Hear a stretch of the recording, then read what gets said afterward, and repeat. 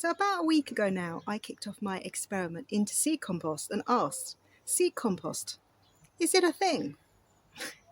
Well, obviously it's still too soon to say. I'm actually surprised that there was quite a lot of comments about seed compost actually, and it seems that it isn't just me that's been wondering about it and whether or not it is more efficacious than normal compost for seed growing. So it's good to know that I'm not alone. I thought it might be a bit of a niche topic, but it seems it's something that's been on other people's minds too. So one of the comments I had, which I thought was a really good idea, was to try using a different seed type. So my original experiment has started with courgette seeds. Now, a courgette seed is that big. So yeah, it's a big seed. So probably the texture of the compost isn't as important for a seed that size, would be my hypothesis. So you might be able to get away with a slightly heavier compost, so a normal mix. But what if we tried a smaller seed? In this bowl here, you can hopefully see the difference in seed size quite easily. So on the right there, you've got the one lonely large courgette seed, and then I've put in the bowl here lots of Mizuna seeds. So if I come in a little bit closer, you see they're really tiny in comparison. So they're a much finer seed, which is why I'm using them for this second part of the experiment. I would like to talk very briefly about the two varieties that I've chosen for this experiment, because I think they're both pretty fun things to grow in the garden. So the courgette seed that I've chosen is Tromboncino. That's Italian for trombone, so no prizes for guessing what shape the courgettes are. They're just a really fun variety to grow, and I also find that they're really tasty. So if you've never tried growing Tromboncino, I recommend giving it a go. I think one of the great things about growing vegetables at home is that you can choose to grow varieties, like quirky varieties you just can't get in the shops. So yeah, I recommend Tromboncino. And then the salad leaves, the Mizuna. Now, you might not have heard of Mizuna. It is an oriental salad leaf. In flavour, it's kind of a little bit like rocket or something like that. It's a little bit peppery, I guess.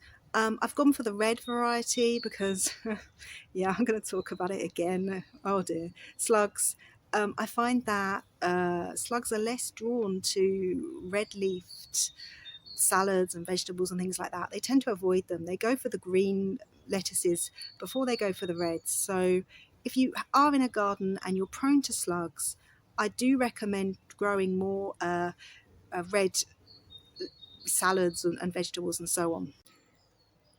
I've tried to keep everything exactly the same for the Mizuna seeds as I did for my first sowing of the courgette seeds last week. So we've got two special seed mixes here, the Koya mix with the seaweed extract, and then the Rocket Grow seed and cutting compost. We've added John Innes. I've never known what John Innes is, but hey, it must be good because it's in capitals and it's bold and red. Maybe I should look that up. Now, I then got the sheep's compost, so that's made out of wool and comfrey.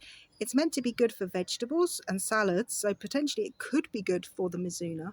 But of course, not being a special seed compost, it is that little bit heavier, so might the texture be too heavy for a finer seed. And then finally, I've got the ericaceous mix here. Now this really is meant for acidic soil loving plants like blueberries, but it is quite fine, so maybe it would be good for a light seed. However, it's not really designed for that. So they are my four mixes. I think we might have some germination of the courgette seeds by the end of next week, so I'll give you an update as soon as I start seeing some results. So that's the second part of my experiment started. I'm really excited to see if the seed size has any difference on what type of compost you use. You know, do the smaller seeds benefit from the special seed compost because it's that bit finer and the drainage is better? Or is it that, for example, the bigger seeds, like the courgette seeds, now they're really, really hungry plants, courgettes, and they need to get off to a good start. So maybe the seed compost is more beneficial to them. I honestly don't know. Of course, there's the other alternative that maybe it doesn't make a big difference to any of the plants. So I think I'm going to learn a lot from all of these experiments, and please follow along with me because I think it's going to be interesting to see the results.